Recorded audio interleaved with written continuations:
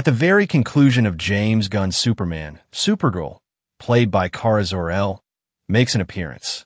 To everyone's surprise, however, Superman's cousin debuts in the DCU while visibly intoxicated.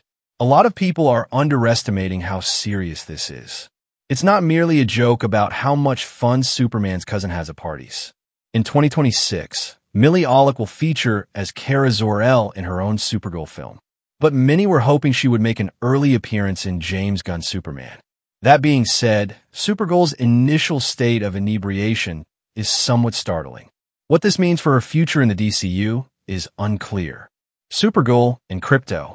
Lois Lane confronts Superman in Superman about his dog, Krypton, an extraterrestrial canine from Krypton who possesses superhuman abilities. To Clark, caring for Krypton is more of a foster situation, which is an intriguing assertion.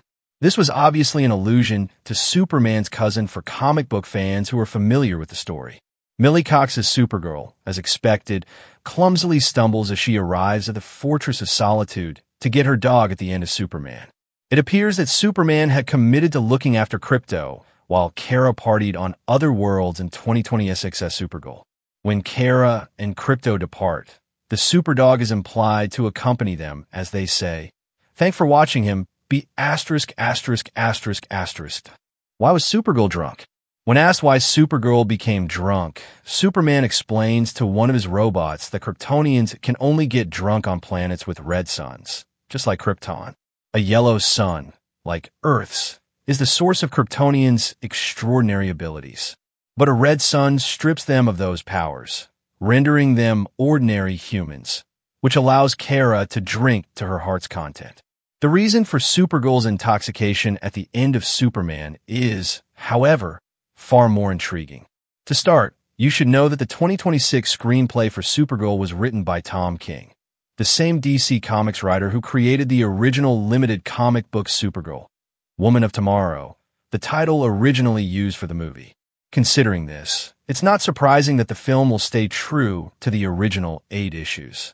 On a planet that revolved around a red sun, Supergirl is seen drunk on the cover of Supergirl, Woman of Tomorrow, a comic book series. Kara is in the depths of despair at the start of the renowned Supergirl series. On her 21st birthday, Krypton is there to celebrate with Kara, who is in great misery, has no purpose in life, and drinks constantly. Kara was solely responsible for protecting her cousin following the destruction of Krypton. However, when she arrived on Earth years later than anticipated, all of that was rendered irrelevant. Her little cousin had already grown up to become the greatest hero in the world by that point. This is why the first episode of Woman of Tomorrow finds Kara more bewildered than ever, as she struggles to cope with the comparisons others make between her and Superman. Supergirl's messy introduction in the DC Universe. James Gunn reveals that Millie Alcock's Supergirl in the DC Universe is portrayed as a total mess, contrasting her with David Cornsweet's Superman. Supergirl's introduction in the Superman movie shows her in a very different light, having faced a more challenging upbringing compared to her cousin. The upcoming Supergirl movie, inspired by the Woman of Tomorrow comic, will delve into Kara Zor-El's difficult background and personal journey. Gunn's approach to Supergirl sets the stage for a unique exploration of the character, distinct from previous live-action versions, and highlights the different dynamics between her and Krypton compared to Superman. Importance of Supergirl's cameo in Superman. James Gunn revealed that Millie Alcock's Supergirl cameo in the Superman movie was crucial for introducing the character to the DCU audience and showcasing Superman's empathy.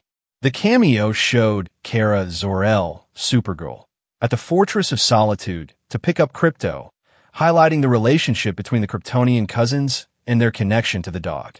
Gunn emphasized that Superman's willingness to care for Krypton, even when it wasn't his responsibility, demonstrated his compassion and set the stage for Supergirl's solo film. The Supergirl film, set to release in 2026, will further explore the dynamic between Supergirl and Krypton, building upon the foundation established in the Superman movie.